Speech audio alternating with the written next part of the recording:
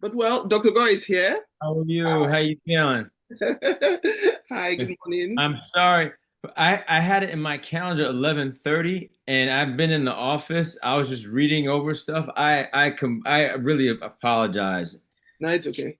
for that. And I heard you talking about Nigeria. I was like, oh. Nah, it's I would have said it's African time, but here it says 11:28, so you're still on time. I'm still on time. Okay, African time is okay. My wife's from Ethiopia, so I hope I get a little bit of a pass. I apologize, but Um, Welcome. thank you all for having me. It's interesting.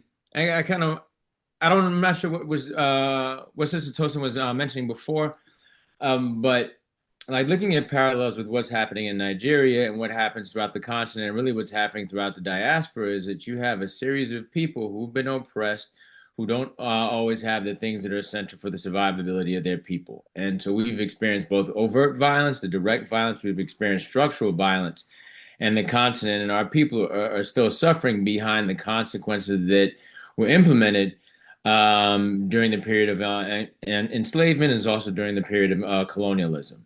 And we're still fighting to kind of recover from that. A lot of times when we speak about violence itself, we like to pay attention to the physical acts, which are what everybody sees. But the long-term structural things, which take the most effort to repair, people don't like to acknowledge because it does take a lot of work, because does take a lot of resource, and it also requires a complete shift and change in cultural practices and it's a different kind of buy-in. And a lot of people go, no, I don't want to pay attention to that. I don't want to do the work. And they also don't want it. This stuff is labor intensive. Um, this is 23 years for me as a physician, Wow. which makes me feel kind of old saying that. But this is 23 years. And I've been talking about the subject of interpersonal violence for it was my senior grand round, so I want to say 1920. No, let's see. I've been at Kings County Hospital for 19 years, so I've been speaking about the same subject matter for over 20 years. Wow. And we still, we're making progress to a certain extent, but I still feel like there's so much more that needs to happen. And it's just now happening, even within my own institution, that people are now seeing the benefit, they're seeing the buy-in, and all the staff members in the hospital have this pride when we talk about we do violence intervention work. It's not just a select few. Before, it's kind of like you got one person shouting, and they're like, "Yeah, great idea. Sorry. Yeah, great idea. I'm sorry." But we all know how important it is to champion these different causes, and because it's not going to fix itself. But you got to be diligent. You got to keep going at it, whether you have people who are buying into what it is that you're talking about or not. I think it's the same with any kind of movement. My dad's is you know he's been involved in media, television, and media and radio for. See, I'm 49, so he's been doing this stuff 50 something years. And he's also an activist and community organizer, and so kind of blended a lot of these different worlds together. But he's like, man, he talks about the days of the civil rights movement.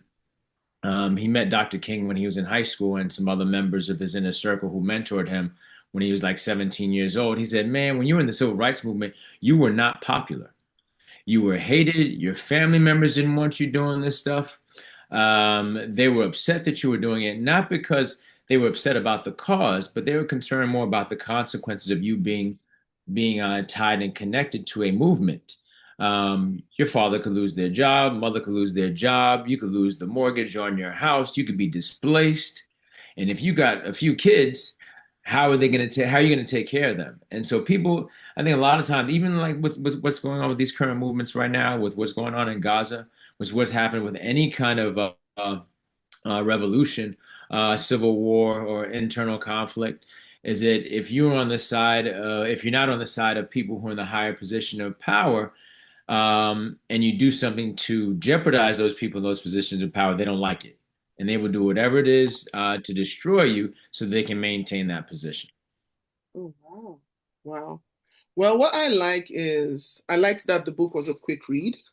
Yeah, I want it to be like that. Yes, it was simple to the point. I listened to it twice. So, and what I think I like here is that you bring in there's a bit of memoir, there's a bit of medicine, and then there's a bit of social commentary in it. So I was going to ask, what inspired you to write this book, and what do you hope readers will take from reading this? Because when I was reading it, yes, I've seen, I've read and seen movies. A lot of things I've seen, like especially with the violence here, was movies.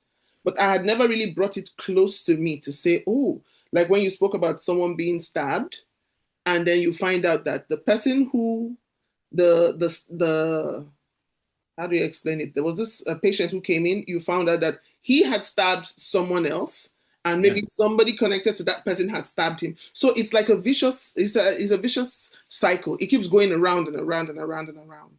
So Yeah. what inspired you to write to put this together, and what do you hope readers will take from this from reading this? I think that's an excellent question.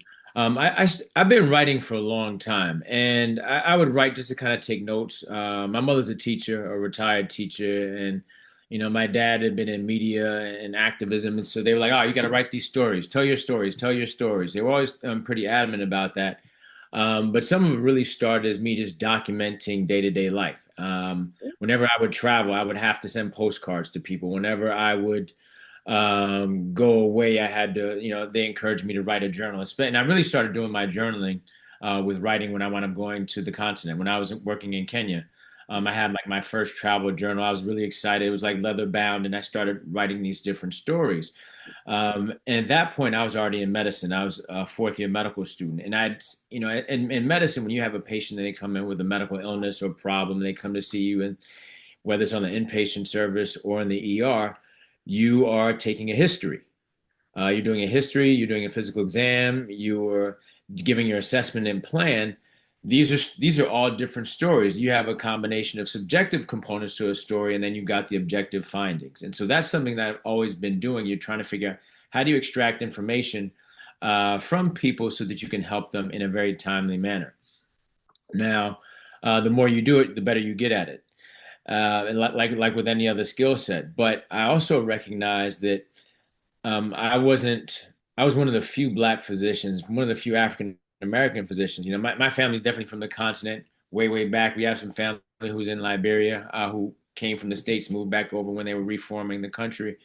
Um, but I was the first African American physician that a lot of my patients had ever met, Oh, and it kind of hit me. So there was information that would wind up. People start telling you things, and I'm like, wow, I had no idea that my being here was so meaningful. Um, and I can't remember if I talked about this in the book. There were so many things that were edited and written and rewritten and taken out. I started blending some of the stories together. But my first day, I know this is not in the book. My first day of being a physician, I was at Cook County Hospital in Chicago. And Cook County Hospital is the hospital. If you're black, if you're African, if you're from some other country, that's where you go. Now that people got insurance, is a little bit different. But that is the major public hospital in the city of Chicago. And my first day of residency, I was on cardiology consult, and there was a guy. I show up to the room. I'm doing a consult. He had to have his leg amputated. He had complications with diabetes, and he starts crying. Now, I'm 25 years old, and I go in this room, and you see an older black man in his 60s crying, and I'm like, oh man! And this is not in the days of emo music. Like, we weren't really connecting to our feelings like that. So I'm like, what's going on with this guy? And he starts crying, and I'm like, okay, maybe he's in pain. And I'm like, wait, this is my first day. And he said, I'm so proud of you. And I'm like, oh shoot. And I started like tearing up. He said, you don't understand how proud this makes me, makes me feel to see you in this position. I don't know anything at this point. I know parts of the anatomy.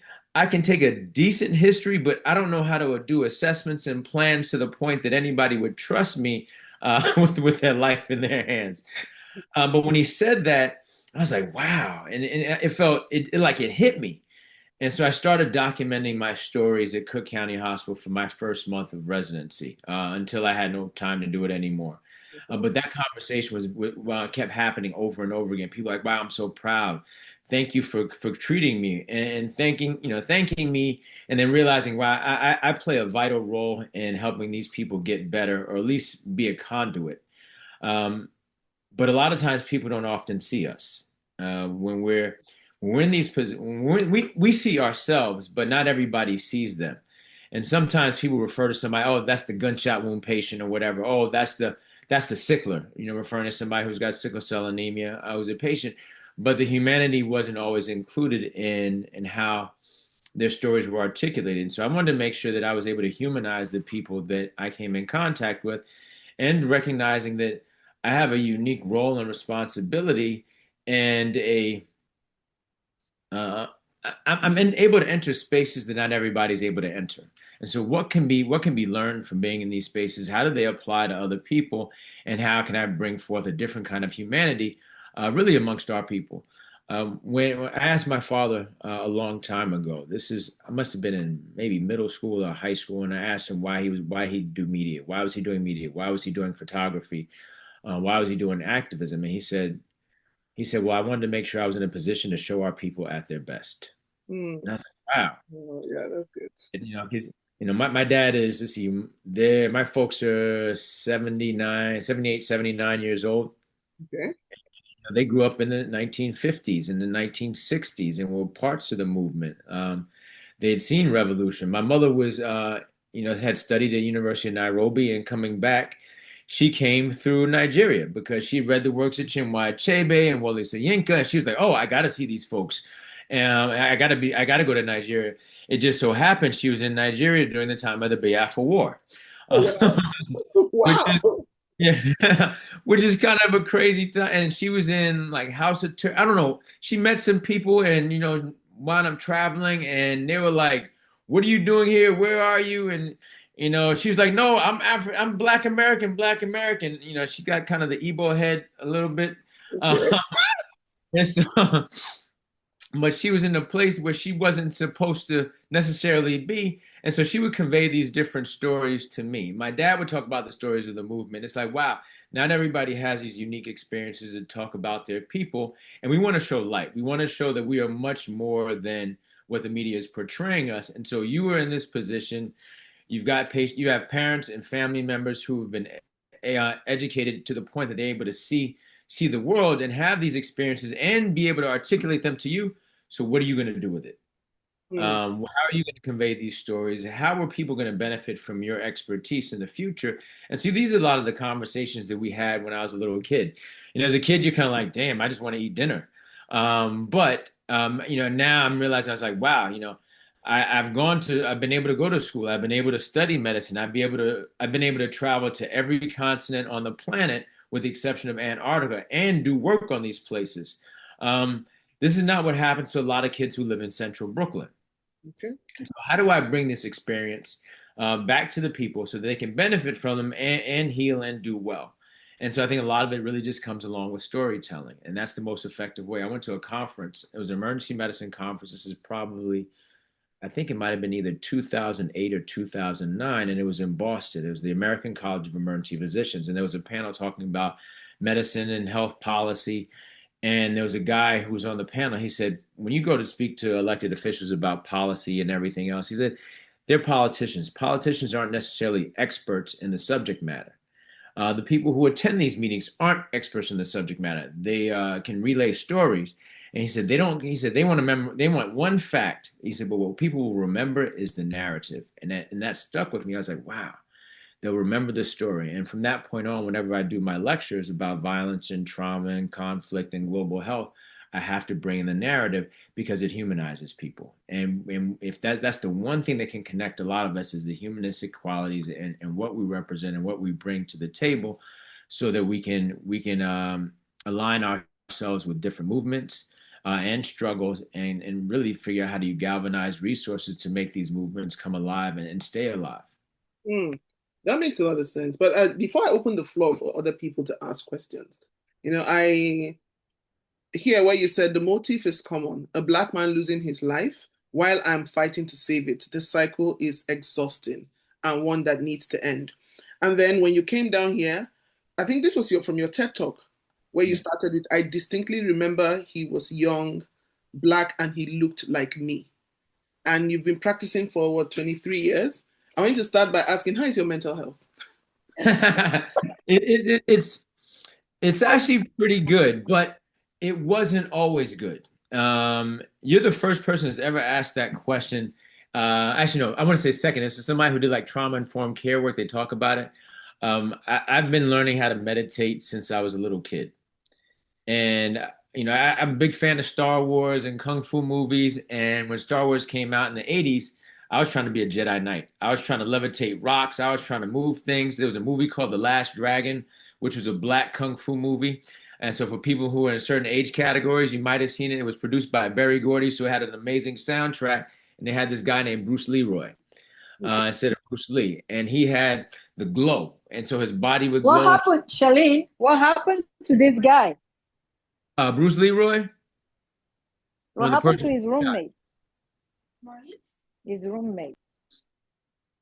I don't- Oh, I, My apologies. Are oh, you I got, are you I have a asking a father role. question I or understand. I thought she was asking I thought she was asking a No, question. I was like, oh, what happened to him? No, no, I have a 5-year-old. I'm not even anywhere near him because I already know what's going to happen if he sees me. Um, Okay, I think she's at work, so yeah. So she yeah, no, no, there's no problem. But no, I was trying to always figure out how do I kind of achieve this kind of calmness about whenever I'm in any kind of space because I was trying to mimic these heroes that I saw in these movies. okay. Yoda was like the homie because he's short and green, and I was a little kid, so I was trying to figure out how do I always stay calm in situations. So the practice of meditation was something that was introduced to me early on. And Okay. then my aunt actually practiced Siddha yoga, so she was doing chantings. My mother taught me sun salutation, so I was learning how to figure out how to regulate my nervous system at an early age without realizing what it was. Um, and things were fine. And then when I got into medicine, the stress kept going up and up and up and up. I had to start getting back to these practices of reflection and meditation. But you do it when there's a conflict. That was my problem, and it wasn't. I didn't really take it as seriously until my mentee Willis was killed. When Willis was killed, I was stressed out. I was running the organization. We had we had team members that were working with us, but I was always working, working, working. No time. The best thing I could do is work out, which also is another form of regulating your nervous system. That lifting weights, training on jujitsu mats, judo mats, that gives you proprioceptive input, which can cause your parasympathetic nervous system to turn on and cause your body to relax. Also, doing the deep breathing exercises can cause your body to relax. But there hit a point where I was working out and regulating my system, but I wasn't having these periods of respite, and I wasn't allowing my body to recover. And when you're working in these spaces where there's a lot of trauma, your body has to recover. It is a physical process. It's a mental process. It's exhausting. It's time consuming, but your body is a friend and mentor said, your body's like a hard drive. You got so much stuff on it. When it's a brand new computer, it works well. After you get all that stuff on it and you don't give it rest and you don't declutter your hard drive, it Yeah. starts to move slower and slower and slower until it actually shuts down. He said that's what's happening to you. And so when Willis was killed, I wasn't taking breaks. And then I had a patient who came in who was shot multiple times. And this is the day of Willis's funeral, and I hadn't rested at all. Willis was my mentee who worked with us, and he's in the opening chapter, other than just kind of the reflective statement. But the day of his funeral, I didn't rest at all. I worked the overnight shift in our trauma area, and when there was a patient who came in who was shot multiple times, this is a guy whose little brother that I had taken care of. I pronounced his little brother dead. So you got one guy who shot multiple times. I just lost my mentee to who was stabbed, and then I'm taking care of a guy who I pronounced his little brother dead a few years prior because his little brother was shot and killed by the New York Police Department. And so there were all these different emotions that were coming around, and I'm in our critical care and trauma emergency department, and I'm expected to perform. But things I like started losing my mind when I saw this little kid's mother, the mother of the guy who was shot, who's the mother of the kid who I pronounced dead. And she said, "Did anybody say anything to you, my son say anything to you before he died?" And then I just like lost it. I started having panic attacks, heavy breathing. I'm sweating all over the place. I can't breathe. And I got 6 hours left to work in this trauma emergency department. And then that's when I realized I was like, I got to figure out how to improve my mental health in a way that is protective and restorative. And that's when I started learning a lot more about compassion rather than empathy. Mm. Um, we need to understand people's thoughts and feelings and emotions, but we don't need to identify with them. And a lot of times when we identify with those feelings, well, I don't want to say identify. If you've had an experience, you've had an experience. You don't want to take away from that. That's who you are, whether it's good, whether it's bad or unfavorable. But the problem a lot of us have is that we want to create these bonds with people and say, I feel you, I feel you. No, you don't need to feel them. I know it's an expression, we're of African descent, and we connect with people on so many different levels, but you do not need to experience somebody else's trauma. That is not who you are. You can show compassion, you can show love, and remember, as a physician, as I'm not sure how many of you all are mothers or sisters.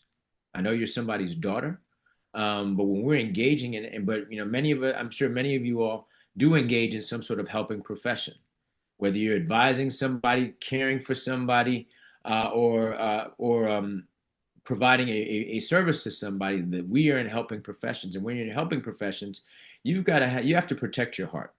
You have to protect your spirit. You also have to do a job. And if you were trauma bonding with people, that is taking away from your spirit. You can't function when you've been compromised like that. And so I had to learn to, I don't want to say put up roadblocks, but how I'm connecting with people had to change. My rest periods also had to change. Um, that my diet wasn't bad at all, but that's also had to change, or I should say, evolve. My periods of activity also have to. I'm a lot better about my making sure that my physical health is paramount because those are my periods of rest. I've been training Brazilian Jiu Jitsu for almost 11 years. I did capoeira before that. I boxed before that. I've been training judo for 5 years, and I tell people, I'm like, oh, I got a therapy session. They be like, oh, can you do this meeting? I'm like, nah, I got a therapy session. My work schedule has changed. Okay. One, so I can take my kid to school in the morning, and then number two, so I can get my training done during the day because that's how I process and regulate all these emotions and all these different experiences. I have to. It's not anything. I can't. That's not something I'm going to compromise. And then after that, when I come home from late at night at work, my wife is asleep, the kid is asleep. I put on my meditation music and I do my breathing exercises because I know I have to be at my best the next day. Mm. My kid is 5.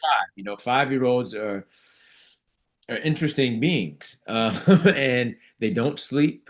They want a lot. They're fun. They're super. And my kid is super active. But I have to make sure that I'm completely present when I'm with him, and I can't be present with him if I haven't processed. And so, cultivating these practices of meditation and reflection, and having these communities, much like what you've created right here, are ways to allow us to process these some of these horrendous things that we've seen, and not even only something not even horrendous, but sometimes just stress. You got to figure out how do you decompress. Yeah. Yeah, because reading the kind of things you experience encounter every day, stab wounds, gunshots. Someone like me, I'll be angry every day. I'll be yelling. I'm sure I'll be yelling at patients, yelling at families, and yeah, because I was just thinking, how is his mental health like? But it's good that you have these ways and you found these things that help you calm down, puts you in that positive, in that mental space where you are able to be of help to people and also be present at home and then within also yourself. I'm going to open the floor to people to ask questions so we don't monopolize the conversation. So everybody who's hand, okay, Lola, I see your hand up. Lola is our in-house psychotherapist. Hi, Hi, Lola. Lord. Hi, Dr. Gore. Hi, everyone.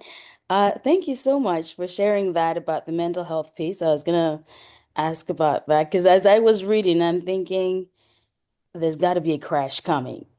And and so at the end, when honoring Willis, I'm like, okay, yes, that's the crash.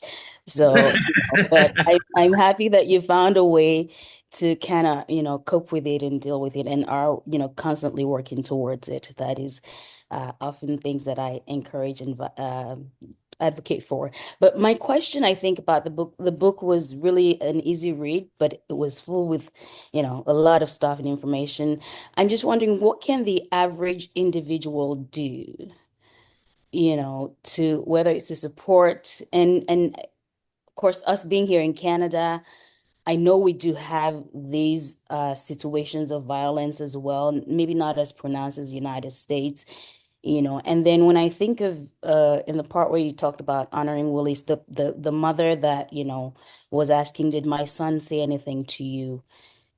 When I think of violence, I think, and especially, with ki I guess guys who enter into gangs and things, I often wonder what could their parents have done different? What could have been, whether as a family, as a village, and maybe even now as individuals, what can we do to help, mitigate these acts of violence. And I do want to also applaud your tenacity and perseverance in this work in bringing Cavi to life and all of that. Reading all of that and the struggles you had to go through and the years that it took and that was, I mean, that's really, really great. And thank you for the work you do. Thank you, Sister Laura. I think the first thing is to figure out what community are you a part of, and what does that community do well. Um, a lot of times we think that a lot of our solutions are rooted in something else. We think they're super complex. No, they're not really complex. Often the answers lie right in front of us. Um, we, my wife. I'm not sure if you were on before. My wife's from Ethiopia, and she grew up in Addis Ababa. And when they're very communal. Even how they eat is communal. Everybody's sharing on a big plate. You have injera. When I was in Kenya, people when I was in Mombasa, and when I was at the homes of friends of mine, they also ate in a very communal way, and there was always family around. That family are the support systems. If mom has to work at a certain point, if dad has to work, if uncle or grandma, depending on who the caretakers are, have to work, there's always somebody around, and you have that sense of community. When we started to separate and we started to move into spaces that we don't have that support, we feel like I have to be strong. I'm coming to America. I'm coming to this place. And even for people who have been here for generations, like my family, we feel like I have to be strong, strong, strong, strong, strong, and I can do this myself. No, you can't do it yourself. And once you admit that I can't do this myself and bring family or some sort of community in early on, I think you wind up winning a lot of battles. One of the people when I emailed Louisa way back when, I said, my wife's cousin, or my cousin now, is actually living in Canada. She just moved. She was in Rwanda, in Kigali, by Ethiopia, and I think was in Switzerland before. Now she's in Toronto as a single mom working. And I was like, oh, I met this sister. You got to be a part of her book club. I was like, Ottawa's not Toronto, but I was like, there's at least a community there. And her son is also 5. Let me see if did she log in? No, she wasn't able to log in. I think she's working right now. But she's found a beautiful community in Toronto without any of our other relatives that are physically there. Some of them are Habesha, some of them are West African, some of them are South American, but there's a community that she has support, which I think is really important. So, why do people join gangs? People join gangs because they want support, because they have somebody who's actually going to listen to them, and they're going to have somebody who's going to listen to them regularly and repeatedly. A lot of a big thing with that I hear with some of the parents when I see the arguments or the heated discussions with some of the parents that we work with. or even just seeing what happens in the emergency department, there's a common thing is that you're not listening to me. You're not listening to me. You're not hearing me. It's the parent who's saying, okay, listen to what I say. And because I'm the parent, you're supposed to respect me. And because I'm the parent, you're supposed to hear everything I say and listen to it and take it on. But you've got this kid who is struggling because they might be neurodivergent.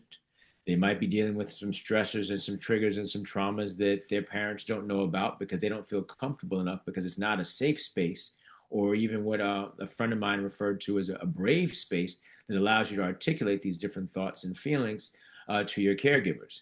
And so that gap widens and gets bigger and bigger and bigger and bigger to the point that you have that explosion, and everybody's pissed off. The mom and the dad who are here, they're like, you can't do anything. I can't do anything with my son. They've given up already. And then you've got the kid is like, well, my parents have given up on me, so I know I need community in order to survive. So I'm going to go to these other people who at least listen to me. The problem is, are you listening to somebody who's got great advice, or is the advice terrible? Is the advice going to be life saving, life changing, or is it going to wind up, causing you to create even more harm than good? And so I think we have to be figure out, reaching out to people, because sometimes we are often embarrassed when we have a challenge with our child.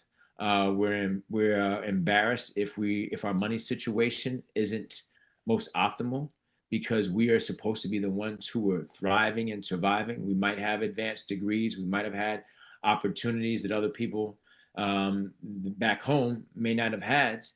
And so we're supposed to be the ones who are doing very well. But then when you're not, you go, oh my gosh, I'm shameful. And because of that shame, I don't have community because I can't be open. And so I think first we have to, if we're creating and cultivating any kind of change, if you look at like what goes on in Narcotics Anonymous, Alcoholics Anonymous, you've got to admit that you have a problem. And I think that's the first. If you're an engineer and you're tackling a problem, engineering design process, the first step of that is, what is the problem that we're hoping to tackle? And then you kind of figure out, how do you brainstorm ideas? What are we doing well? What aren't we doing well? What do we already have access to? And then how do we initiate those changes? But if we know that we need community, if we know that we need family, and we don't have that, what's the next best thing? Your mother's not going to come from Nigeria right now. They don't got the money. They're not going to be coming from Brazil. They're not coming from Angola. They're not coming from any of these other places. They're not coming from Ethiopia right now. So who do you have in front of you that can provide that support? We're always looking at what the most optimal thing is, rather than what do we have available, and cultivating from there. There are a lot of things that we have right in front of us, but hubrisness, excessive pride, that is so much in the front of us that we don't even reach out to the people that are right in front of us who are willing participants. So I think with therapy, with support, who are the willing participants? What do I know? What don't I know? And really being honest with ourselves about that, and then start figuring out the other opportunities and other groups that you can have access to. Before there was traditional therapy, we had community, we had elders. There was a TED talk that came out a while ago, and they talked about. There's a guy who was talking about these benches, and they said, you have an elder on these benches, and they were just kind of giving advice to people who would sit down on there. These weren't like psychotherapists; these were just elders. Somebody, grandma, mama, baba, whatever how you refer to them. They're sitting on the bench and just talking. And there's a lot that can be shared in those instances, because I don't know, older people often have a way of kind of helping create a level of calmness. They've been there, they've done that. They're not anxious. And I think when you as a parent, I'm very different with my kid versus when I'm with other people. When it's your kid, you're like, what is he doing? Is he gonna be? You're so worried about this outcome rather than seeing them for who they are and what they're there. So I think older people, they've done that stuff, and they go, okay, I can be calm and I can look at this stuff with a wide lens and offer my advice and expertise. But you also have to be a willing participant and being open to those suggestions. I think those are some of the first steps that I would talk to with anybody who's got a kid who's engaged in gang activity. You got to hear them out. You know what you said about the elders? It's Thank like you. it reminds me of a saying we have, that what the elders see seated, the young ones don't see standing. So Yes. yeah. Zenith, I see your hand up. Zenith? Oh, hi, everyone, and thank you so much, Dr. Gore. I was a little bit late, but I'm glad. So was I. It's okay. and I had a problem downloading. Oops. Zenith, we lost you there. We can't hear you. I'm a nurse myself. I work at R. Adams Cowley Shock Trauma Center here in Baltimore. Oh, wow. Okay. And yeah, and when I first started working, I struggled because I came as an international student, and there was just this whole big thing of just working in the hospital. So I had no idea what I was walking into when I went into shock trauma. I was so shocked, at the trauma that I was seeing. And I had to call a friend of mine I grew up with who's an ER physician out in Las Vegas. I was like, I'm struggling because I was also struggling with judgment, I think, like judgment of the patient and feeling like, how do they find themselves in these groups and, gunshots. You have patients who come back for, third, fourth time. Someone was shot 16 times and they still come back with gunshots. And then he talked to me, and then I started to have a different perspective. I've been there 10 years now. Um, and I'm glad you talked about, relaxing and community.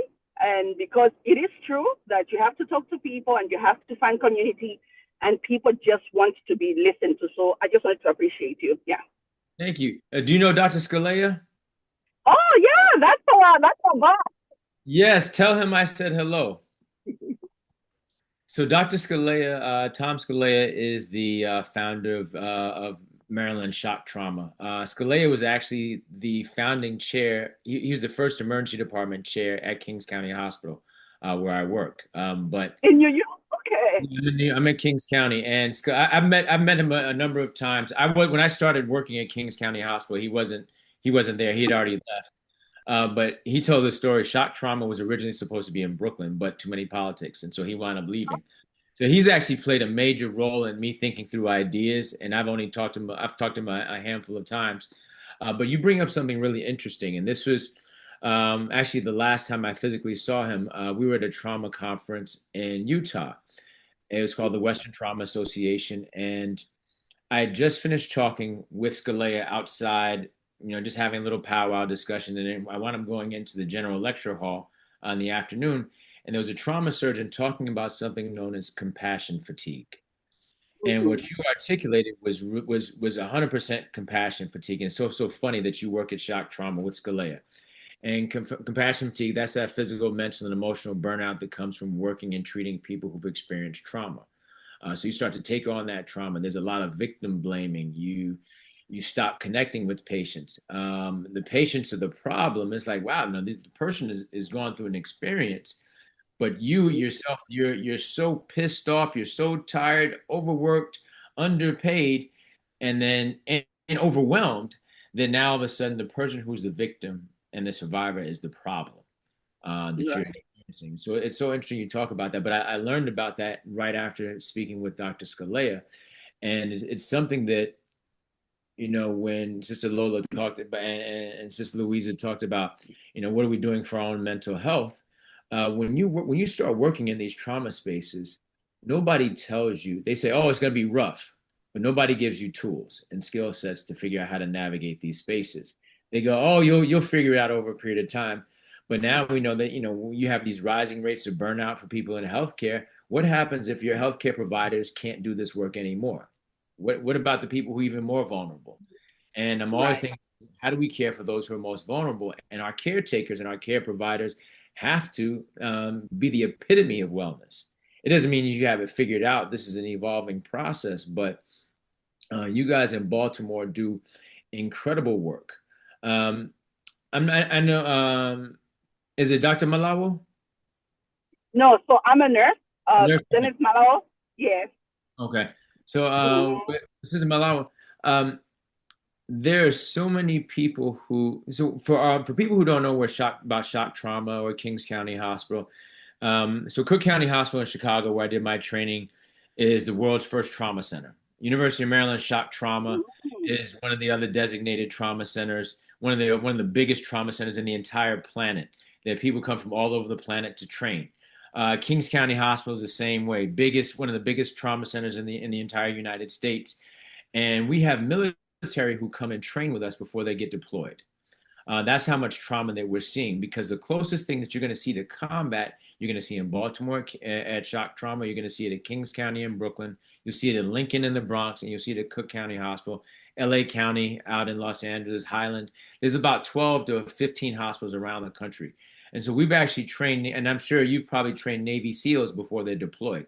Navy Yes. SEALs, these are like elite assassins, elite soldiers who are coming to train with us because they need to prepare themselves before they go to see some sort of combat. Now, the reason why people go into war and fighting, that's a whole separate discussion that I don't know if we have time to tackle today. But if at least they know that you have to kind of when you experience to when you go through a traumatic experience, you have to take it in small doses. You can't just be thrust into it because when you get thrust into it, your body breaks down. For some of you all who may know like anything about kinesiology or physiology, and like if you study general biology, remember you heard about the term homeostasis, right? So that's where everything kind of stays the same. You got this internal balance within the body. Our bodies are pretty well equipped to handle things that are adverse. We are equipped to handle trauma. And our body's ability to really handle any kind of stressors is what's referred to as allostasis. How the problem is when the trauma, the stress, the triggers get so overwhelming that you don't have these periods of recovery. That's when your body breaks down mentally. It breaks down physically, and that's what's referred to as allostatic load. So a lot of the trauma that some of our family members have experienced, some of the trauma that we've experienced, if you've got PTSD from some sort of pre-existing trauma, your body has physically and mentally and physically broken down because you haven't had those periods of respite and recovery. And so when we enter these spaces, you've got to figure out, all right, this is what I'm treating. I already know I'm going to have the trauma. What's my recovery plan? And that has to be given just as much effort and energy early on. If anything, if any of you guys don't remember anything else, you got to figure out how do you cultivate your own personal plan of wellness, and that's going to be different depending if you're a mother and you got kids, if you're married, if you're divorced, if you're single, if you got an aging parent who you're caring for, if you um, just are overwhelmed with so many different things. There, you got to figure out what your wellness plan is and get that community to help support that. Thank you. Thank you. Before I ask about, because I'm just curious about Angel, but I see Tosin's hand up. Tosin. Thank you, Dr. Gore, for joining us today. And thank you for the work that you put out through your book. And I want to commend you for the work that you do on the front lines in stemming the cycle of violence. Um, so my question is, actually, before I jump into the question, I thought it was very illuminating the angle that you came at in describing violence as kind of a symptom of a of a bigger kind of social ailment, which is trauma, and you know, not treating the violence as individual episodes, but coming at it as, you know, a public health issue. Um, so now my question is, in addressing the violence and seeing the violence as an offshoot of trauma, and I think your foster brother is a good illustration of that. Um, I mean, by the time you drill through and see that, you know, even trauma at home can lead to bursts of violence, um, you drill back even further and you find out the trauma is generational. And then you go back even further and you see that the trauma goes all the way back to like the US, the establishment of the empire. How do you feel like you're not just putting a band-aid on a broken bone or stuck in this kind of golden hour loop or playing whack-a-mole when, you know, even after community, even after individual self-care, the very system that you exist in is working against you? Um, like I was very scared when you talked about the run-in that you had with the police, like you're running away from people who are coming at you, and the police is like, well, that's your business. We're not looking to help you. Um, I just how? Like how do you feel like you're not just um trying to reform a system that is fighting against you. And I don't even really believe in reform, honestly. I think there's nothing short of revolution that will actually fundamentally change things. And so, how do you not, I don't know, get lost in despair in even through the good work that you're doing and the progress that you see, and the progress that you make?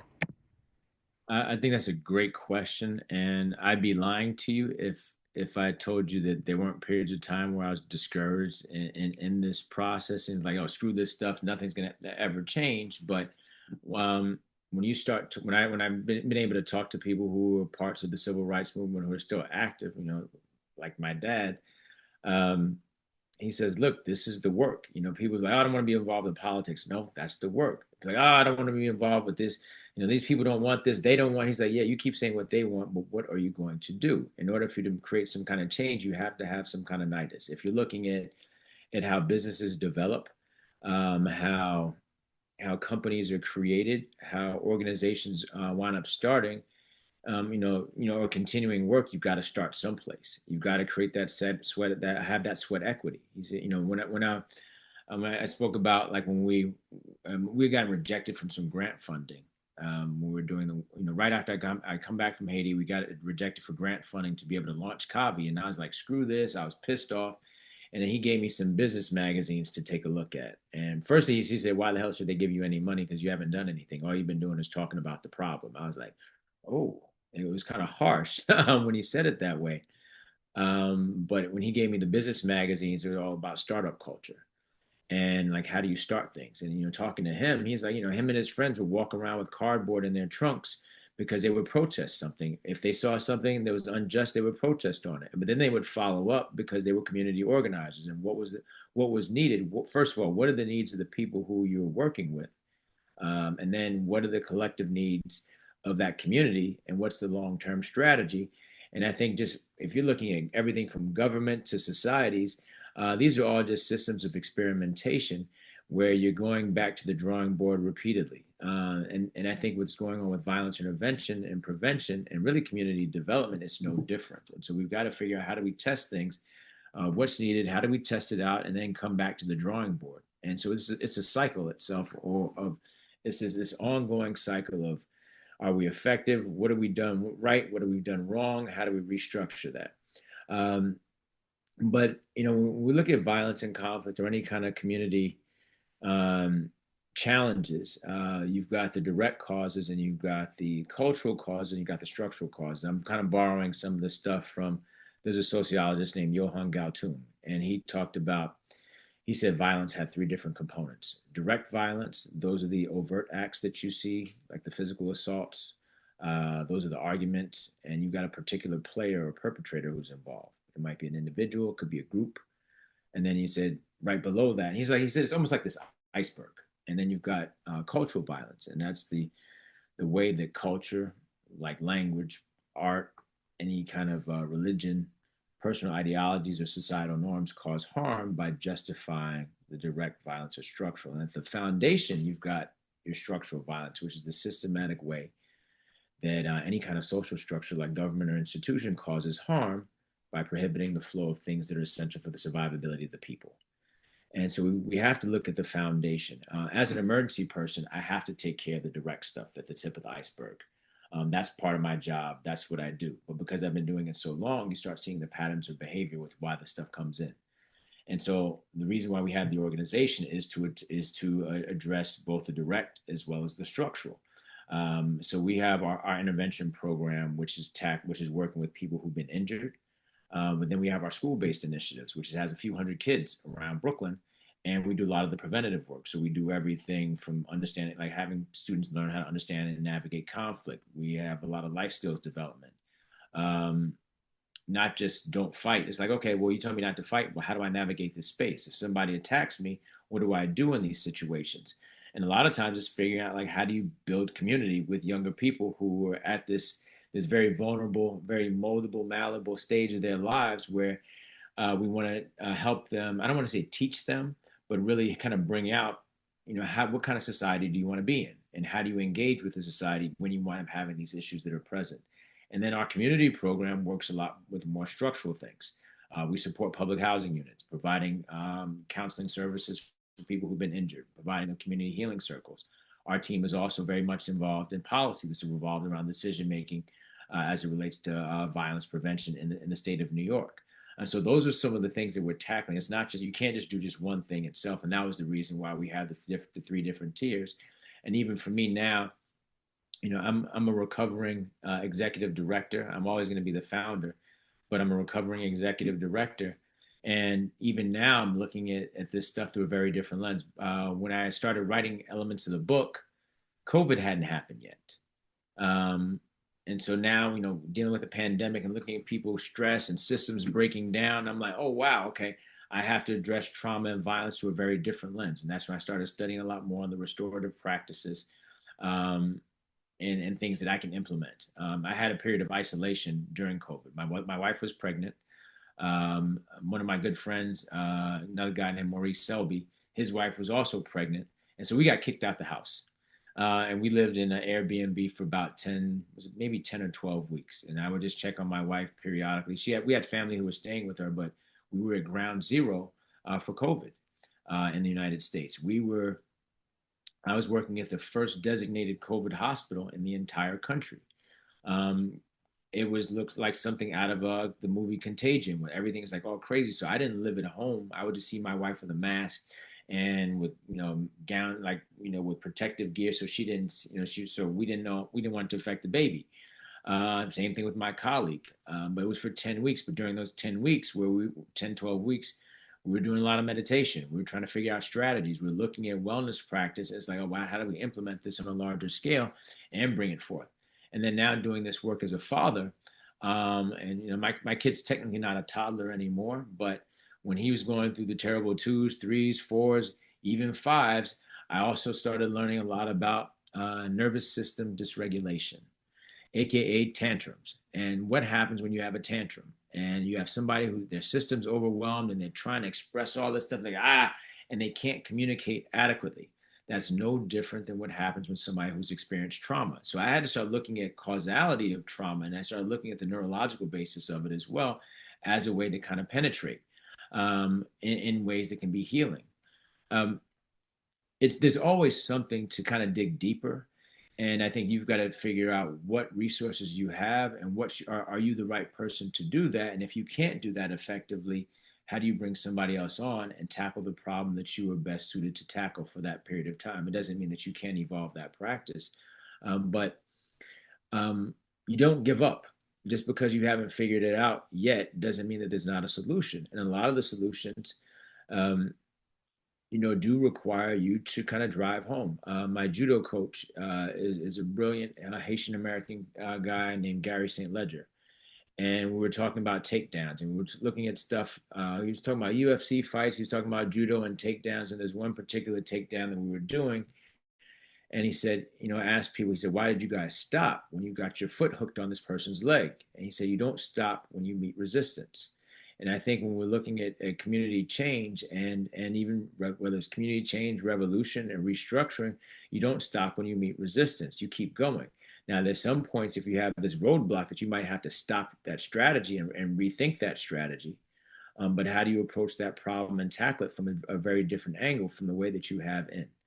When we started Kavi, my initial goal when I had the idea is like, oh, we're going to do this violence intervention program that's in the hospital, and we're going to work with people who've been injured so they don't have that rate of recidivism. But then I kept getting these roadblocks and came up. I was like, well, shoot, why don't we? We've been doing some of the preventative work in Haiti. We know that disaster work only works for so long. So what's the long term strategy? And had the idea, why don't we work with people before they become patients? And so all these different things you just start digging deeper and deeper, deeper and deeper, because when you're dealing with emergencies, when you're dealing with direct violence, that stuff costs a whole lot of money. The restructuring part, which is very slow to do, people kind of skate away from. So you've got to ask yourself, are you in it for the long haul, or are we just doing it for the short term? And I think that kind of guides your idea or how you implement any kind of change process. Thank you very much. Thank you. I like when you introduced Angel, you said Angel entered the foster care system after one of his sisters was injured by a glass object in their apartment. Then you went on to talk about what he had been going through, being, child protective services and all. But I liked the fact that you said Angel was funny and smart and full of potential, a gifted artist and a thinker.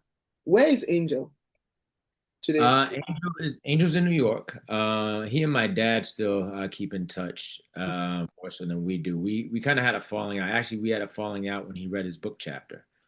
Um, it's interesting because he had the book chapter and read it and gave me the blessing to put it out there and corrected some of it. But he was upset, I think, when it came out because there's a different kind of reflection. And so we've had, I don't say a falling out. I'm not saying we'll never speak again, but we've had to have some distance since the book has come out. Actually, a year after the book. This is like the end of last year.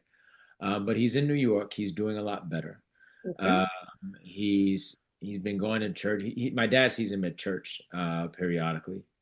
So he's doing the right things that are required for him to kind of work through a lot of the traumas that he's had. His stuff is deep seated. I talked to his sister more than I talked to him. His sister actually used to work and do violence intervention with Kavi. She was one of our staff members. Okay. But there are a lot of things that uncover. I think when we wind up when you see something and you're going or when you're going through the motions, you can kind of keep going through the motions. But when you have those periods of reflection and you have to stop and you go through stuff, it hits home a little bit differently. And I think that's what happened when he was able to read the book in a way that was very public. Even though we got his blessing to put this out there, I don't know if he thought it was going to be a real book. Um, but I think he's working through these challenges that he's experienced. Okay. Uh, in a way that hopefully will provide a lot of long-term support so he doesn't have to re-enter the system. I think when I wrote the book and I said he was smart, funny, and a gifted artist. Yeah. When we have patients and we have people who we take care of, and some people who are in our own families, we like to describe them based on their pathologies Mm. rather than describing them based on their gifts. And I Okay. think when I have a patient, I wanted to when I told these stories, I want to make sure we show people their gifts and who they were before the traumas. Um, the TED Talk story was so I met that man, the man who was killed. I met him a few months before because I met he and his partner when she had a miscarriage, Oh. and spoke with them through that process, and try to provide as much compassion as possible during that tough time. And so I knew who he was. He was an expectant father who had a miscarriage. And so when I saw him as a patient, it was a very different dynamic. He was somebody's son, he was somebody's partner, he was going to be somebody's father, but now his life was cut short. Mm. And I think with Angel itself, much like many other people, and I know Sister Lola knows about this just as much as well as Sister Malawa. Um, we have to see the humanity in people despite their unique challenges that they're presenting to us. We know if I practice at Kings County Hospital, which is across the street from my elementary school, my primary school. So I see people who I've grown up with. I see their family members. I have friends. I've taken care of my relatives in that emergency department. And some people are in good shape, some people are not so good shape. But when you know you're connected to that person, it's like, okay, he's a good person, she's a good person, they're a good person, but they've gone through a horrendous experience, and this is who they are right now. But I'm not going to dehumanize them because I have that connection. So I think it's important. We talk about diversity, equity, and inclusion in all different fields. The reason why we want that is because we want to make sure we can bring humanity to people who are in these highly vulnerable states where people don't often see their humanity. And then when we see the humanity, it kind of gives that individual sometimes some hope. Thank you for treating me like I'm a person. Um, I thank you for being honest with me about your recommendations and showing that you care, which I think is a major factor for a lot of us when we go through these different challenges. If we've lost a parent, if we've lost a loved one, and we are dysregulated because we are crying, because we're emotionally distraught and we can't focus and be be present because of so many different triggers. It's important that we who are care providers can help them see the humanity of who they were and who they are, and not this triggering event. And so that's kind of the short version of Angel. Okay. Thank you for bringing diversity, equity, and inclusion. I've worked extensively in it from employment to immigration to global literature. I was also going to ask about CAVI, but you've already spoken, you've mentioned CAVI, but taking it to CAVI, which is Kings Against Violence Initiative. Uh, Two key questions I want to ask you about CAVI is, uh, so what are some of the most surprising outcomes you've witnessed from this initiative? And if you had like we all wish, unlimited resources and political will. I'm still here. I'm just Yeah, okay, okay, trying. that's all You right. know, I pulled my charger out. I pulled All the right, charger out, and it's okay, um, okay. So if you had the unlimited resources and political will, what single intervention would you prioritize to curb violence in American communities? Because in Canada it's very different, or maybe it's not reported enough, right? Lola, like I can't remember, it's not that often you turn on the TV and you hear it's only okay in recent times we've been having attacks or robberies, occasional odd stabbings, but not the way it is in the US because I don't know much. I've only been to the US once. And every other thing I know about the US is from what I've read and then movies, gang movies, Boys in the Hood, all those kind of movies we grew up watching. But yes, but what single intervention would you prioritize to curb violence if you had, in some dream world, if you had all the resources and political will? And what has been the most surprising outcome you've witnessed since you started CAVI? Because it's a great initiative. We need more representation. We need to be in spaces. Yes, we need to see ourselves. excellent question. If I had to change it, even with our trauma patients, before we start talking about don't shoot somebody else, the first thing is that we ask people, what do you need? And we a lot of this stuff comes back to what are our social determinants of health, and the social determinants of health are the things, the non-medical things that impact our health and well-being. So that's access to food, access to clothing, access to shelter, access to economic development for the community. Because you got to look at structural causes too. But most people, if why do people hustle? Why are people involved in illegal activity and in black market kind of things to make money? They're trying to eat, and then after a while, sometimes it might you might wind up having people, they just get addicted to that process. But it really starts off as a methodology for survival. And you can't focus on some of the other accoutrements unless you've figured out what are the essential needs for the survivability of the people. And so if we can't move beyond, if people don't have food, clothing, and shelter, and a sense of security or community, they aren't going to do well. So those are the first steps, just kind of addressing the social determinants of health within that. A lot of then once you've addressed those basic needs, then they can hear you. Because if you're trying to figure out how I'm going to eat, how I'm going to pay my rent, how am I not going to get evicted, how am I going to stay safe, then you can't help me at all. So those are the initial things that we want to make sure that we bring forth. And it has nothing to do with figuring out how to manage conflict. Nothing. It's the conflict is the latter part that we've got to address. As far as like you said something about Kavi itself. The successes with Kavi. Um, I think things I'm most proud of is that we have staff members who are doing this work, who can make a living wage helping people doing community work. We have people that were patients and participants in our program who are now employed by the program, which I think is great because now you're a credible messenger. You've gone through these experiences, and you know how to connect with people, and you can make a living and take care of your family doing this work. I think those are the things I'm probably most proud of. Um, there's always somebody that we're going to help, and some people that the people that we often help, we may not remember their names. I might not remember their names later on, but it doesn't mean that the service that we provided wasn't in jeopardy. Sometimes, when you have with a trauma patient, and I know Sister Malawa can probably vouch for this. You don't have a whole lot of time when you're working in these spaces to meet with people.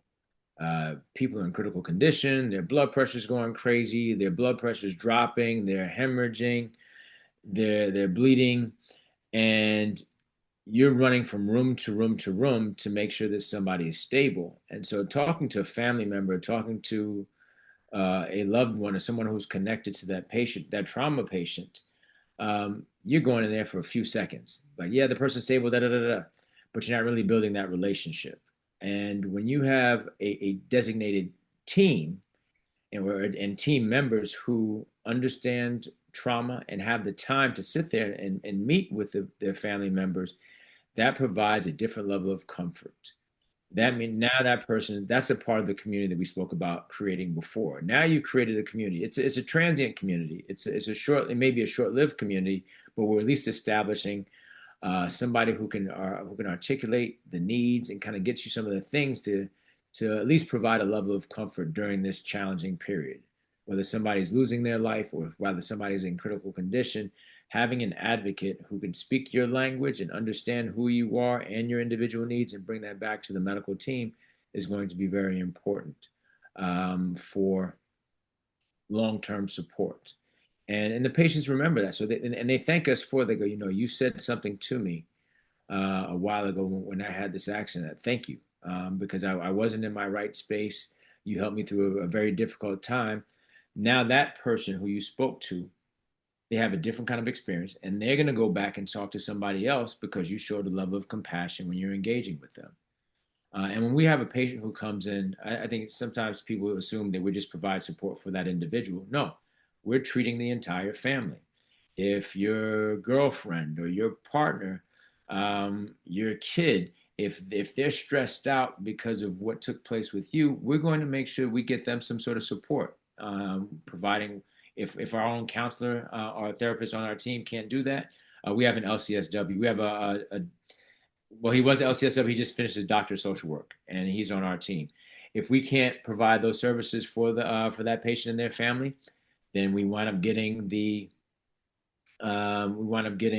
up triaging and sending that person and their family to psychiatrists if they need to.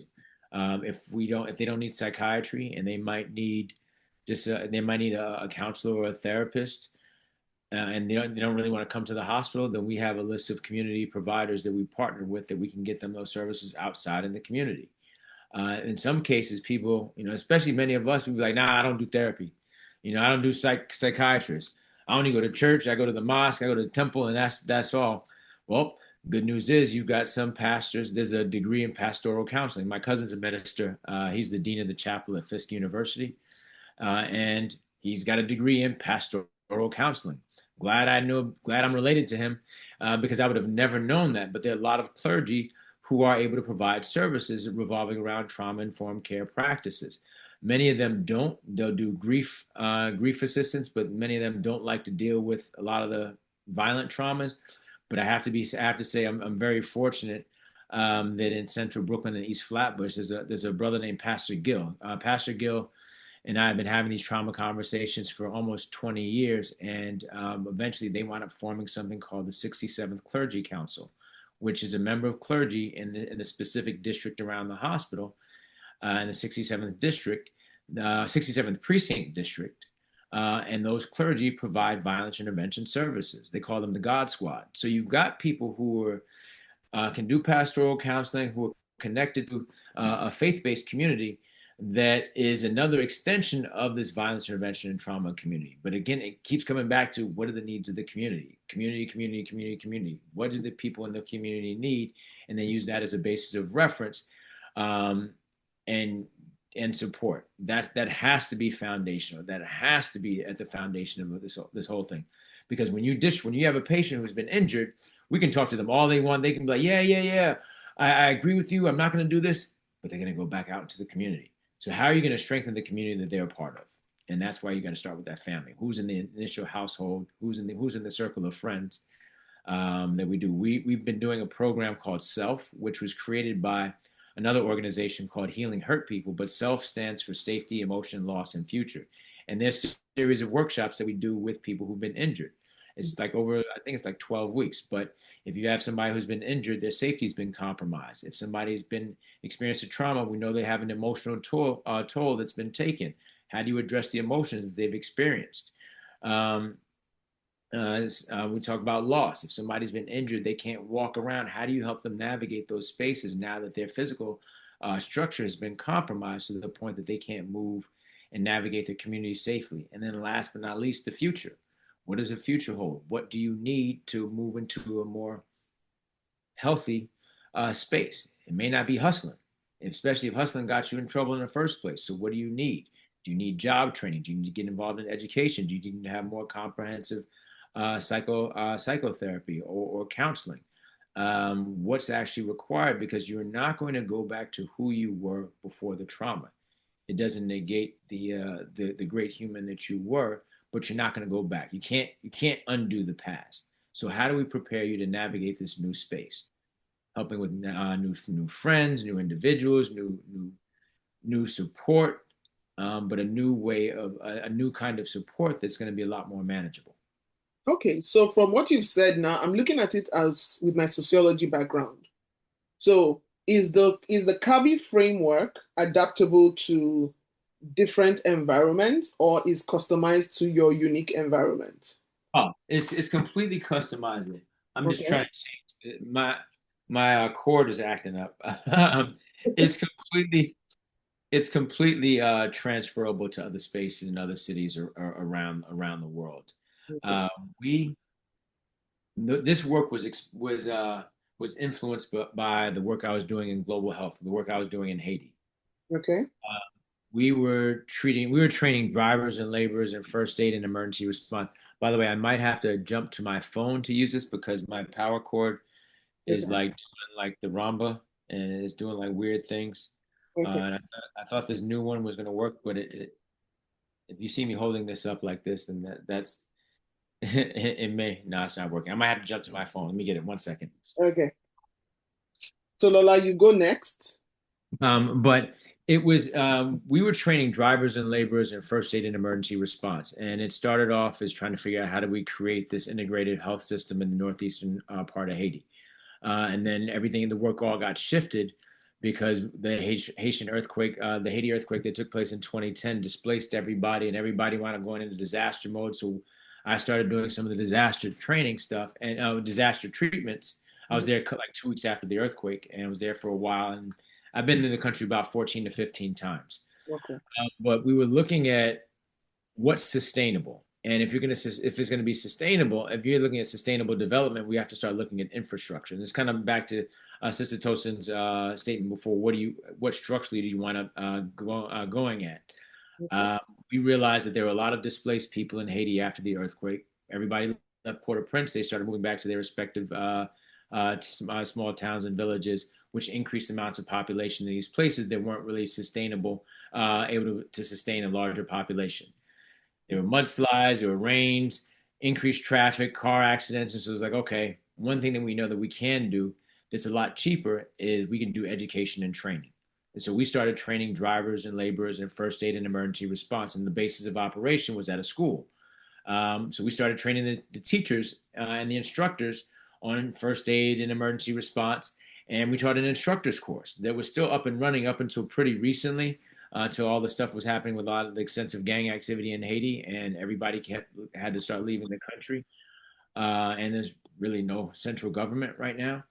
Um, but we were doing stuff that was sustainable. Education and training is a form of capacity building. Capacity building winds up helping improve the overall infrastructure so that when we wind up leaving, that you have people who can do this stuff without. So any kind of, when looking at violence intervention and violence prevention, um, you know, I think the capitalistic part that I've been exposed to would say, yes, let's just do a CAVI in Canada and Ottawa because they might have some stuff going on. But the global health side and the humanitarian in me says, you know what? There are people who are in Ottawa, there are people who are in Canada who've been doing some incredible work. So how can I support what's already being done? And maybe look at it through a very different lens, because sometimes we don't see the stuff that's often in front of us. And so looking at consulting and even partnering up with pre-existing organizations to help them do their jobs a lot more effectively and efficient is probably the best approach. I know the reason why Canada doesn't have the same crap going on there as it does we do in the U.S. is because there's a different kind of government. There's a different kind of support system, and maybe it's the cold which keeps people inside a little bit more.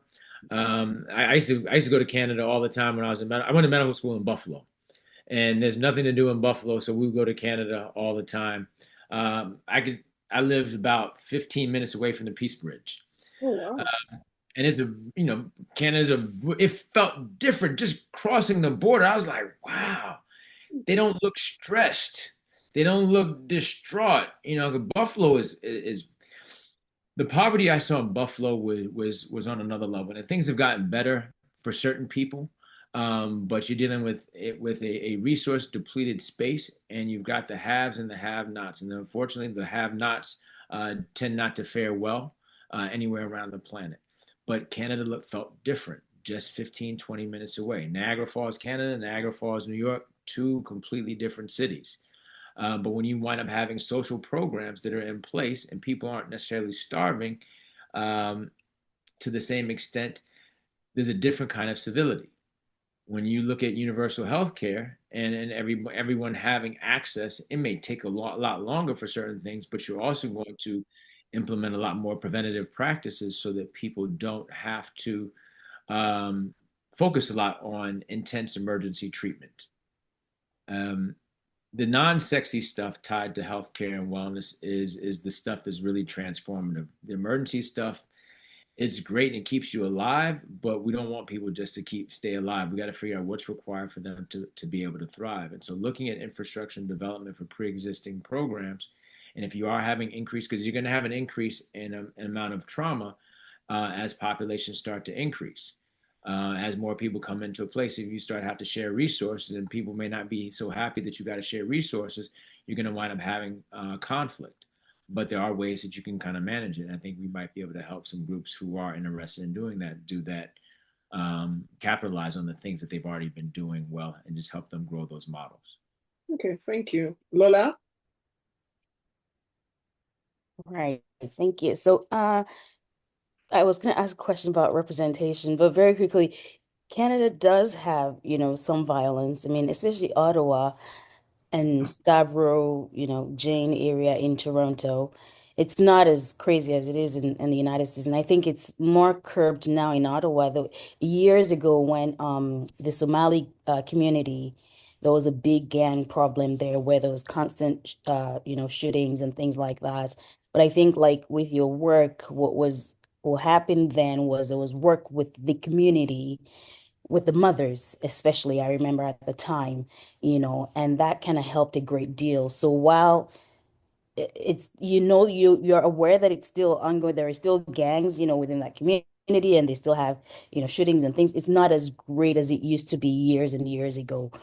So I think there was a collaboration between the community members, the elders, the police, and then immigration, because then there was, I think, a large portion of them were also deported or arrested and things like that. So there was that years and years and years ago in here in Ottawa, and it's still, quite prevalent, but you don't hear of it as much just because of, I think, that work that was done within the community.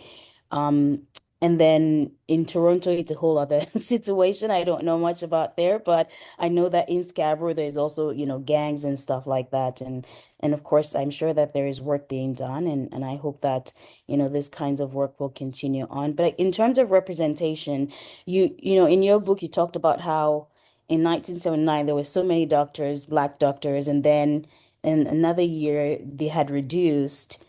What do you think was the cause for that, and what is that like right now? I know that there are probably more doctors here in Ottawa, at least. I haven't run into a black emergency physician. We got to change that. That's I we I've got to met change. with anyone. I know there are Black doctors. I think most of them are in family practice, but as we've been talking and as I was reading the book, I'm thinking, well, in the ER department in Ottawa, I have never seen a Black doctor, So what do you think, what was the cause for that reduction and what is it like right now in terms of representation? So the numbers are actually probably going to wind up dipping even lower right now, unfortunately, because of the current president's administration and the disruption of DEI practices. Those numbers are going to start to go down even more, unless, of course, we start making certain changes. I'm going to actually switch over to my phone. I'm going to dial the meeting right now, and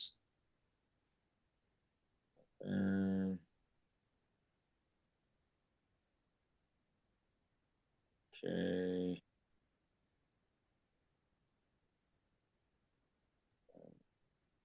I've let you in. Okay.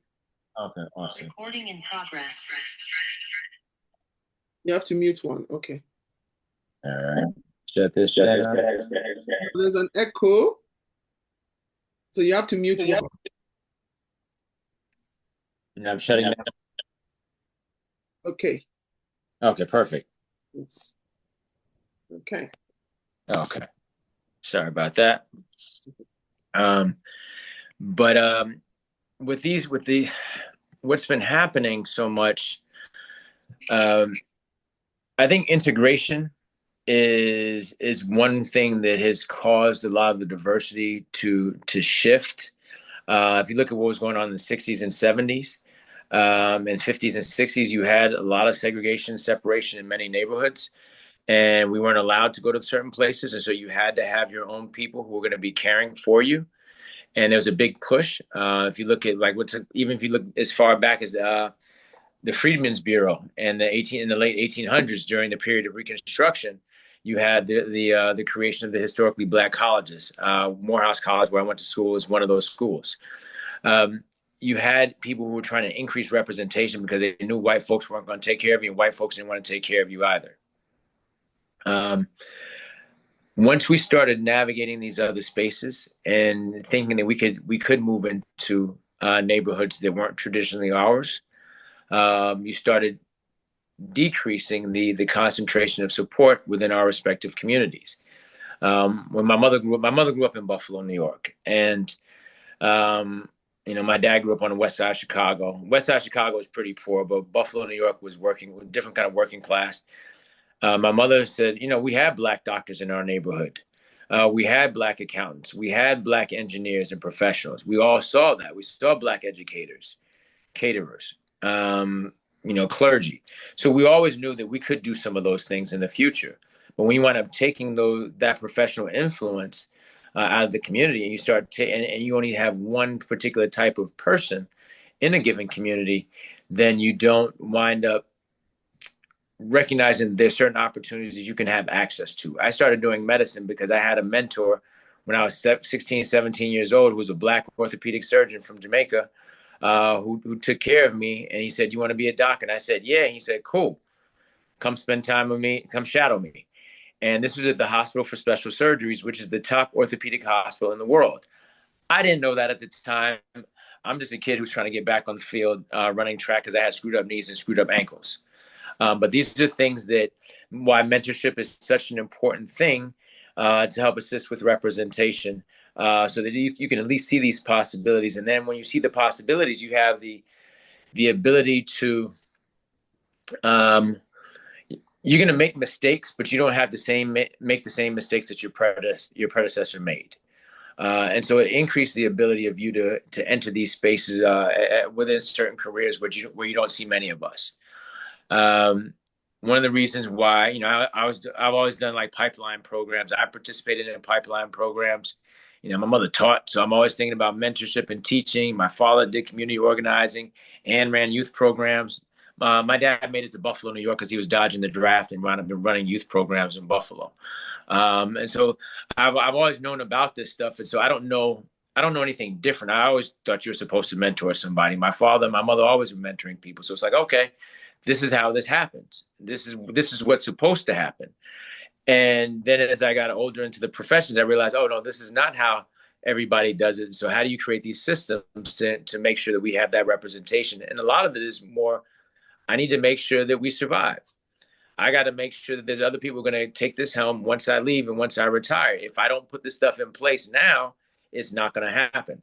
If you look at our emergency department in Kings County and SUNY Downstate, you'll see tons of Black physicians. You'll see quite a number of Latino or Latinx physicians. You'll see Indian. It's super, super diverse.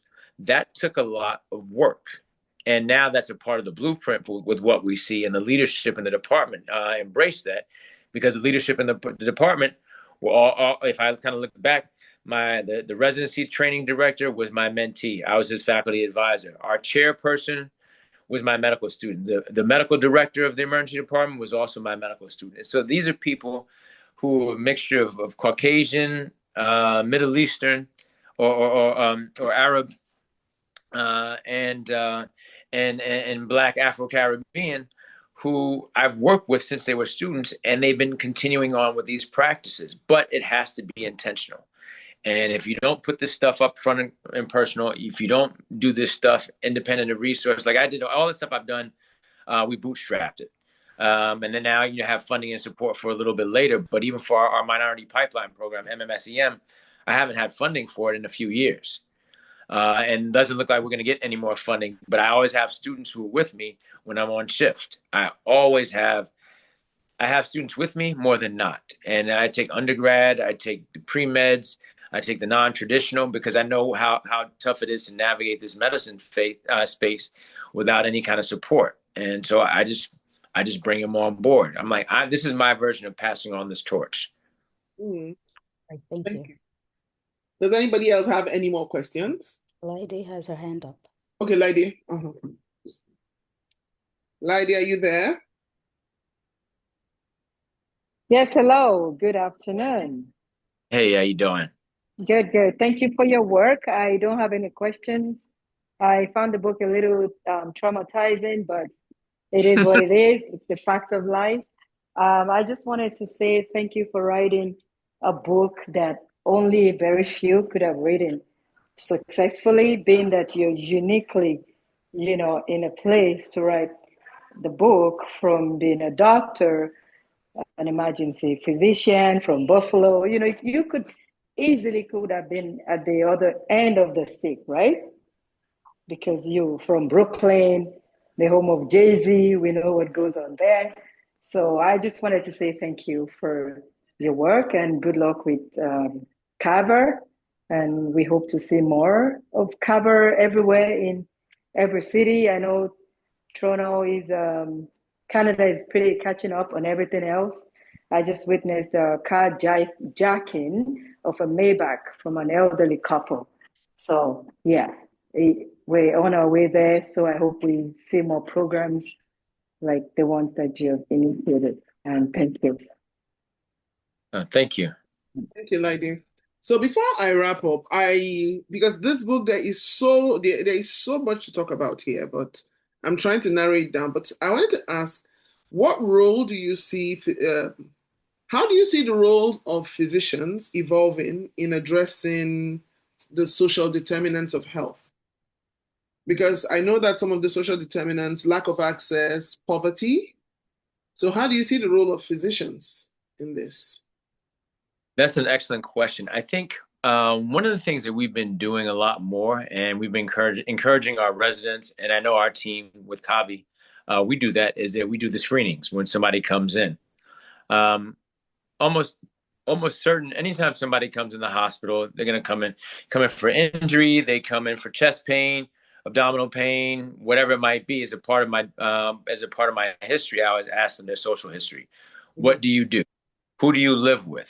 One, I'm trying to figure out the mechanism of action. And is that triggering the process? Were you exposed to something in the work environment or the home environment? In order to do that, I got to figure out who you are and what you are outside of this emergency department as a patient. And so that's part of the screening of the social determinants of health. Along with that, I need to find out, do you have enough to eat? If I see somebody that they're coming in and they've been coming in with a lot of indigestion and heartburn, I'm like, okay, what are you eating? You're eating a lot of oily foods. You're eating a whole lot of fried foods. If I look at somebody's face, I'm looking at their fingernails. I'm looking at, do they look like they're kind of emaciated? And they tell me they got a lot of bad heartburn. I'm like, oh, you've been eating a lot of fast food. Why do people eat fast food? Yes, it tastes good. Yes, they put stuff in there that's kind of addictive, but a lot of times people are also eating it because it's cheap and nobody wants to go hungry. And so if I talk to somebody, and I'm giving them a treatment, I need to find out what their living situation is like and their support system to find out if this is going to influence their compliance with the treatments that we're recommending. And I think we have more and more physicians and I should say healthcare providers who are at least starting to address some of those issues about that. We got a lot of folks from the Caribbean and from West Africa coming into our ER. And when I have somebody coming from West Africa or even and some East Africans and the Caribbean, they come in with constipation. First thing I ask, why? Why does somebody who's coming in who grew up around fruits and vegetables all their life, you're coming from Guyana, you're coming from Jamaica, you're coming from Trinidad, you're coming from Nigeria, and why are you constipated? Because I know you were never constipated back home because of what you had access to. And when I start asking them, okay, where do you live? How much do you eat? What are you eating? Da da da. And I'm like, oh, I can tell by the affluence and what they're wearing. I'm like, oh, you don't want to eat poor people food. And they start laughing. And I go, I'm right. I said, because the fruits and the veggies, that's what the poor people used to eat. And you didn't have Popeyes back home. You might have had some other thing, but you want what they show you on TV. And so you got to figure out, some of the social determinants. I'm asking about food accessibility and food deserts. In some places, the fruits and veggies are completely rotten. And so you're living in I don't want desert is a specific ecosystem that has a capacity to thrive in its own shape, form, or fashion. But when you have a food vacuum per se, and you don't have anything nutritious in there, that's affecting your social outcome. So I have to ask these questions about what you have access to because it might have an impact on everything from your blood sugar, your constipation, why you've been walking around feeling dizzy. I remember one of the kids in Kavi when we first launched, he looked like he was woozy, like he was like swaggering. And I'm like, what's going on? And first thing I asked, did you eat today? He said, well, I had a piece of pizza. And I was like, you mean the pizza that we gave you yesterday afternoon after you were working out? And he said, yeah. He said, I took something home, but I didn't eat. I hadn't eaten since then. I was like, let's get you a sandwich. Let's get you some food. And this is a kid in a New York City public school system. Mm. Even though they have like the free lunch and free breakfast, if you were hanging out in the streets, didn't make it in time for breakfast, or you grabbed a sweet roll, then what do you do in these circumstances? So you have to address some of those basic needs, and we wound up getting him a sandwich. He was fine. He stopped being dizzy. I told him, look, you can't be eating these sweet rolls. You got a kid who's already a little bit hyperactive. They eat a bunch of sugary stuff. They're eating sugary stuff. They're getting hyper. They're getting kicked out of class because they got an ADHD diagnosis. And a lot of teachers aren't necessarily as supportive of their diagnosis, but they're taking stimulants and all these other things that throw their bodies in and out of whack. Now they're getting kicked out of class. And now they have a suspension. So all these different things, all these social determinants wind up becoming paramount. So we have to start, at least now, a lot of the physicians that we've been training, at least are asking those questions and directing them to the different support services. So we know that if we have somebody who's been incarcerated or justice impacted, they come to our hospital as a patient, there's a specific program, there's a specific clinic that we can refer them to. When you have somebody who's coming in with an injury, interpersonal violence related, they know that they can come to us and we have access to resources from clothes to getting them some foods. If you have somebody who's a sexual violence survivor, we have what's known as the SART program, Sexual Abuse Response Team. We have a designated body that can get them to a safe space that also addresses some of those social determinants. So I think this has to become the norm and not necessarily some of the subsidiary organizations that hospitals are affiliated with. When you wind up doing that, that becomes a part of who you are and your overall screening process, and you have the structure to support that within your own hospital or institution, in addition to those community providers who can support that, then you wind up having something that's going to be able to address that. But this is something that we're realizing more and more. Canada, I feel like, has done this a lot better than we've been doing, because you don't have the same kind of money. You don't have the money for certain treatments because it's going to take a long time. So preventative medicine, preventative health has to be of paramount importance. Okay. So Before I ask uh, Miss H, do you have anything for us? Any wisdom nuggets? That's our Miss Hemilin there. So, who always has wisdom nuggets? Before I ask you the Um, final question, yes. well, thank you for saying that, but I like collecting today. It's really good personally, professionally. Mm, So, Dr. Gore talked about caring and humanizing work. And in my line of work, sometimes we're on a robotic kind of attitude, you know. And I've Mhm. been taking time to really let people know I hear them. And as a social worker, I feel it's a dangerous job in youth protection. And every day I just think, wow, the people are not as crazy as we think. Because if you interrupt my life, take my kids away, or just come into my house as a stranger, we exposed to many, many things. And when we escape unharmed or nobody's staking out the office or the building, I just feel extra grateful.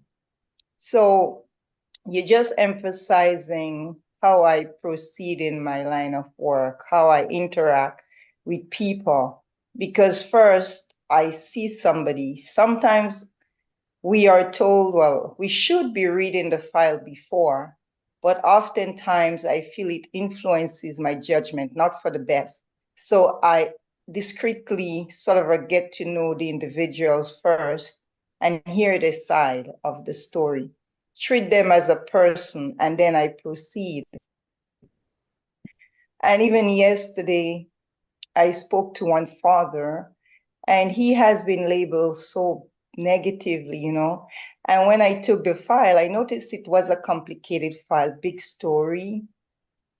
So somewhere in my mindset, I sort of didn't prioritize to calling him. And his children was placed at the age of 2 and maybe 3. And today, one is 16, one is 14. And he hasn't been communicating with the children because of the institution rules, right? And he hasn't been doing what he was asked to do.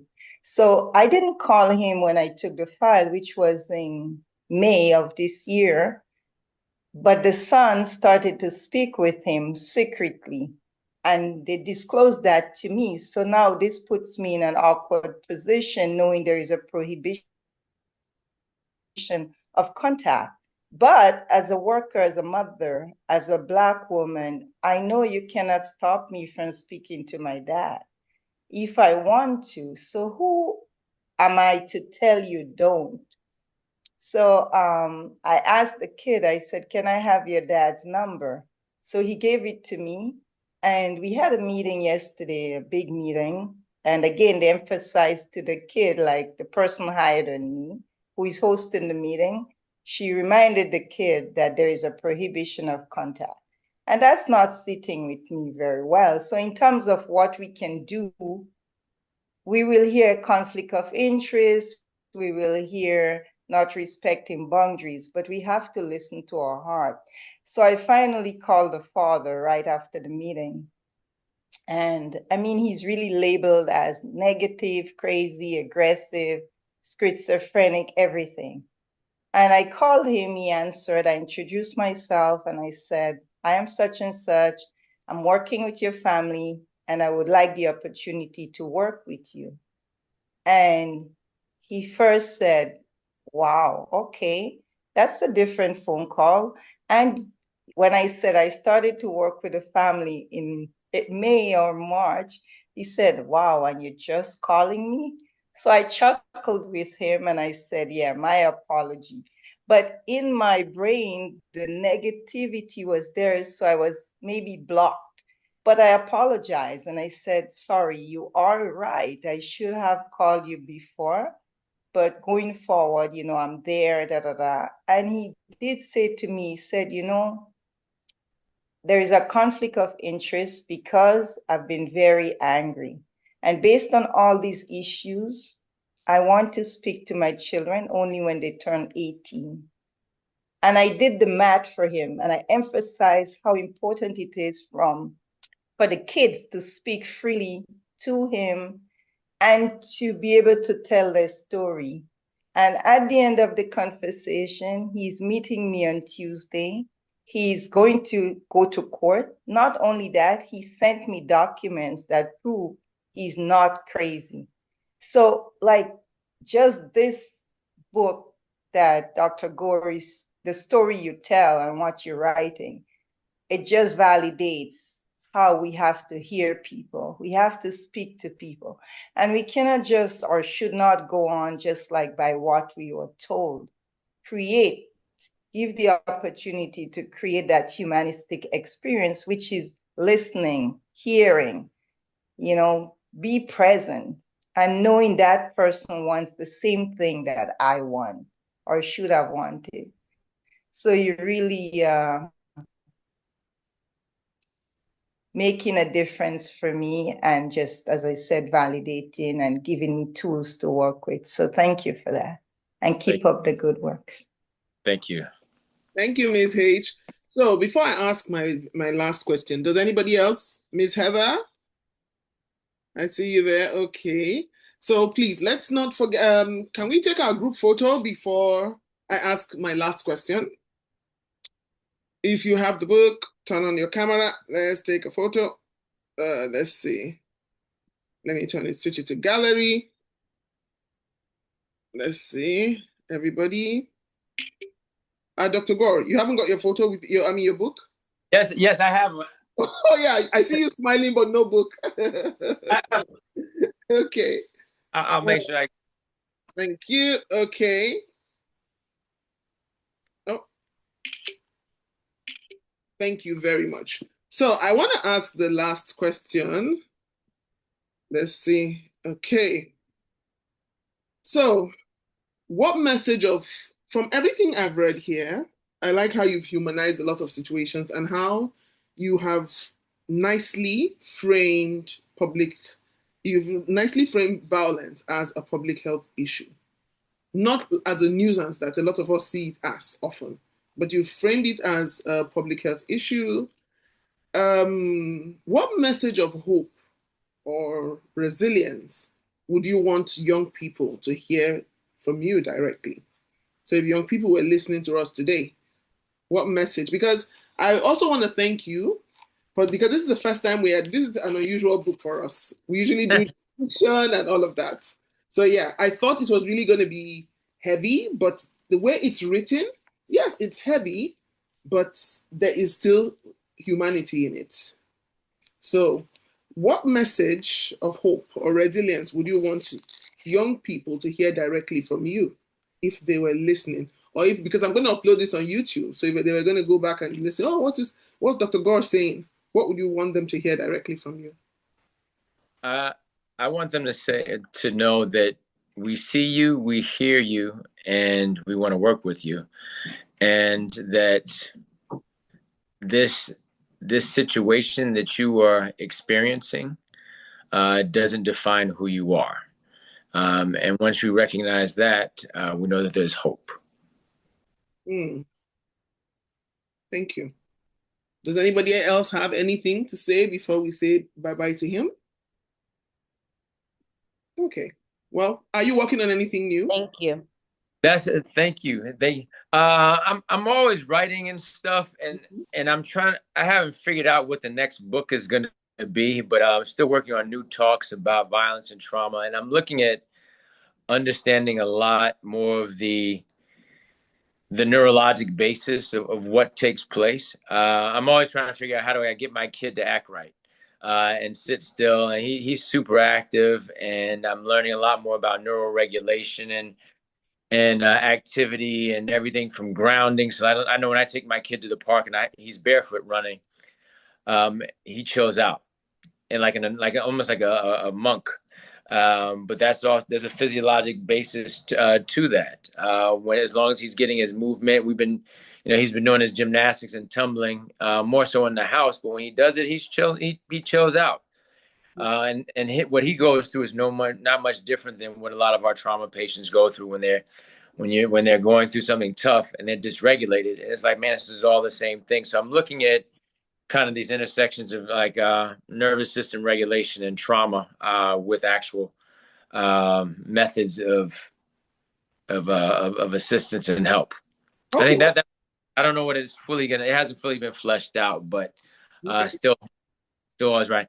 I would also like to put something out. I do hope to speak with and see you guys again. I'll let you all know if I'm ever in Canada. I'm That would be If great. you all have contacts at any of the universities, please let me know. Okay. I reached out to somebody at the University of Toronto last week about possibly coming up to do a talk. But if you all know of anybody in Ottawa itself, I would love to come see you guys in person. Um, if there are any other community organizations that you know of that would be interested in hosting, I can do workshops for them too. Okay. Miss H, I see your hand up. You can come to my workplace. Yes, please, please, Ms. H. Which agency do you work with? So I'm in Montreal and I work with the Youth Protection Centers. So we have the Anglophone and the Francophone, meaning English and Mm. Jewish community. So we service a lot of youths in Montreal. And sometimes there are violence, but it doesn't always have to be in the community because we service 0 to 18. So I mean, your book tackle a lot of the age group for teenagers if they're going to, gangs or just violence in the home. Also in terms of parenting, because parenting, we do experience violence sometimes as a parent, on father's side, mother's side. So I think it would be a good thing if you can come. Would Okay. you like my contact? Yeah, I Like, would. Yes, I would love. I put my email in. I put my cell phone in there too because it's not. I trust you. Okay. yeah, I'll for send, Uh, sure, for sure. okay. I'll take them down and send it to you, Miss H. Yes, please. Okay, So yes. we can do that because we need teaching and also it's a service to a lot of Black people, like Black folks, and the representation, people before me fought for that, but we also seeing that we need to maintain it, we need to evaluate, reassess, and prevent our kids not only in physical violence situation, culturally and emotionally, and in the court system as well. no, I definitely look forward to figuring out how we can Thank support. you. Thank you. Thank Thank you. you. Thank you so much. You could also do a collection about your experience in Kenya. I'm just curious about, yeah, Kenya. Yeah, Oh, I enjoyed that chapter, but I want oh, to. yeah. Oh man, Kenya, that was one of my favorite trips. I think about it all the time. I'm in touch with one of the guys I met there. He wound up doing his residency in Chicago with me. After he like 3 years later, he matched at Cook County Hospital. Okay. Um, and he's actually married to a Nigerian woman there in Wisconsin right now. Okay. But Africans in the cold is what we joke about. But Kenya was eye opening. Mm-hmm. I'd wanted to go since my mother started telling me about stories of her going to school at Kenya University of Nairobi during the time she was there in 60 from 1967 to 1968, Okay. and there are a lot of revolutions happening, brand new leaders. Jomo Kenyatta was still in power. Okay. I'm trying to think who else, what else was going on there, and so I'd heard about all these different antiquated stories, Okay.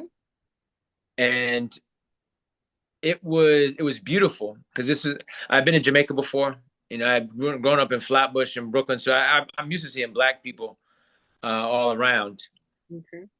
But it was it was beautiful to see. I had never seen Black people in medicine like that. Uh, That was what was different. mm. So you should write about that, I think. I think you should write Yeah, about the experience. that was what was so different about that. Uh, there were beautiful folks. I learned a lot. I also learned about what took place in resource limited settings because I remember one of my friends Muita, and I talk a little bit about Muita in the book. He asked me first question he asked me was, why don't you guys come? Because I was the first African American that they had ever met. I think there was one person that had met another African American. I was like, wow. They said, you guys don't come over here. How come? And then we were also talking about poverty. And they said, we have to have this public health approach and understand resources and how governments interplay and interact, because these are our family members who are in these villages. And we don't have the money and the resources to treat certain problems. So we have to think through things through a much more preventative lens. The Kenyan medical students were spending like 6 to 8 weeks, the same length of time that we would do our average rotation during our clinical years in medical school. We would do that. They were doing a few months of community health rotations where they were working in the Rift Valley. So I spent time in the Larry communities right in the Rift Valley, in places that were very, very different from what we would see in Nairobi. And I'm like, oh, wow, you have to know. I was like, why do you guys need to learn how to build a latrine? He's like, well, if you have a public health outbreak, you need to know how to fix these things.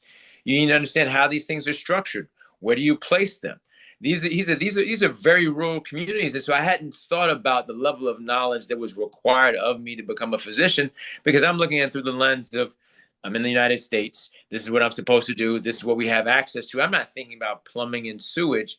But if you're in a place that's underdeveloped because of poverty, racism, and a rural community, and you tack poverty on top of that stuff, then you've got a very dangerous situation where people's lives are in jeopardy because of things that would never cause you harm in places that have different levels of development. And so I made some incredible friends. I got to have an adventure. But more importantly, I got a chance to learn a whole lot, which completely shifted. I wasn't thinking about public health.